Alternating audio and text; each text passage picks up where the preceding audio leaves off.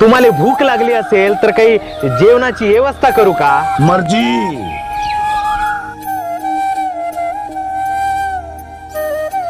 जीवन करी जीवित्वा अन्न हे पूर्ण ब्रह्म उदर भरण नोहे जाणीजे यज्ञ कर्म. दामोदर, हे कोणाला बी वेडा वाटेल पण मला तर हे सत्पुरुष दिसतात. याला मुक्तीचे वेध लागले. त्याचा चेहरा बघ कसा तेजस्वी. हा बंकट शेठ, पाणी आणून देऊ का?